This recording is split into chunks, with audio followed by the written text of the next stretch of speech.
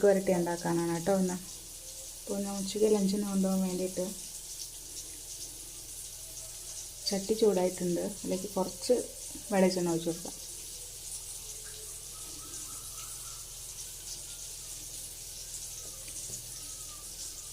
വെളിച്ചെണ്ണ ഒന്ന് ചൂടാവട്ടെ.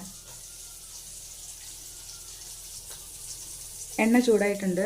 ഇതിലേക്ക് നീളത്തിൽ അരിഞ്ഞ് വെച്ച സവാളയും 2 പച്ചമുളക് അരിഞ്ഞും കൂടെ ചേർത്ത് കൊടുക്കാം.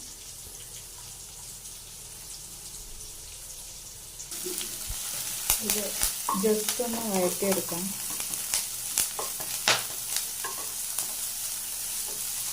പച്ചമുളക് കൂടെ ഇട്ടതുകൊണ്ട് അത് പൊട്ടിത്തെറിക്കുന്നുണ്ട്. ഞാൻ കടുകൊന്നും ചേർത്തിട്ടില്ല.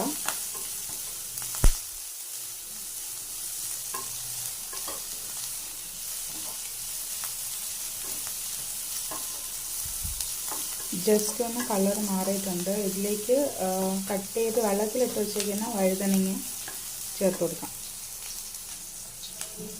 തീ ഒന്ന് കുറച്ചിട്ടുണ്ട്.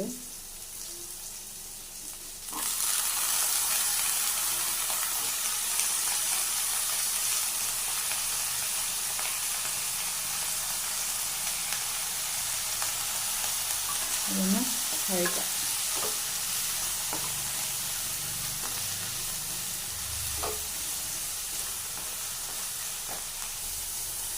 തീ കുറച്ച് സമയം ഇത് മൂടി വെച്ച് വേവിക്കാം.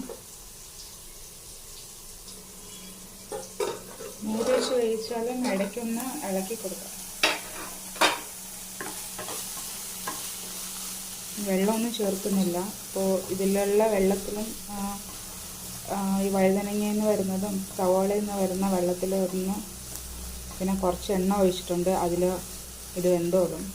അതുകൊണ്ട് ഇടയ്ക്കിടയ്ക്കൊന്ന് ഇളക്കി കൊടുത്ത് വേവിച്ചെടുക്കും. ഇനി ഇതിലേക്ക് കുറച്ച് ഉപ്പ് ചേർത്ത് കൊടുക്കാം ആവശ്യത്തിന്.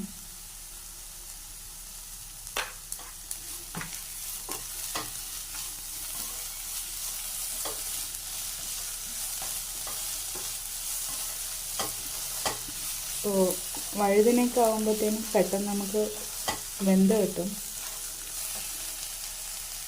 വെന്തിട്ടുണ്ട്.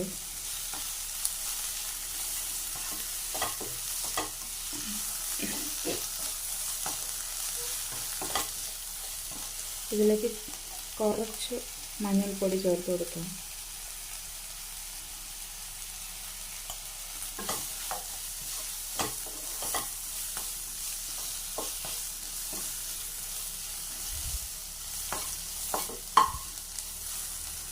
മഞ്ഞൾപ്പൊടിയും ചേർത്ത് നന്നായിട്ട് വഴറ്റിയിട്ടുണ്ട്. ഇതിലൊരു കുറച്ച് പെപ്പർ, കുരുമുളകിൻ്റെ പൊടി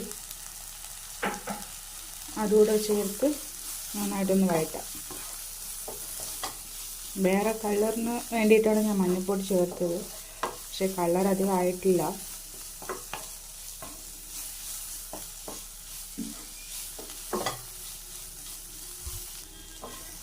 ഒരു തുള്ളി വെള്ളം പോലും ചേർക്കാണ്ട് ഈ വഴുതനങ്ങയിലും സവാളയിലും നല്ല വെള്ളം വെച്ച് തന്നെ അത് വെന്തിട്ടുണ്ട്.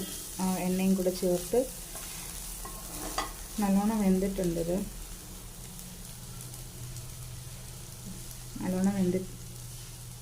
നല്ലോണം വെന്തിട്ടുണ്ട്. ഇത്രയേ ഉള്ളൂ. ഇപ്പോൾ മസാലയുടെ കുത്തലൊക്കെ പോയിട്ടുണ്ട്. മസാല എന്ന് പറഞ്ഞാൽ മഞ്ഞൾപ്പൊടിയും കുരുമുളകും മാത്രമേ ഉള്ളൂ. അപ്പോൾ വഴുതനങ്ങ മെഴുക്ക് വരട്ടി റെഡി ആയിട്ടുണ്ട്. ഞാൻ അടുപ്പ് ഓഫ് ചെയ്തു.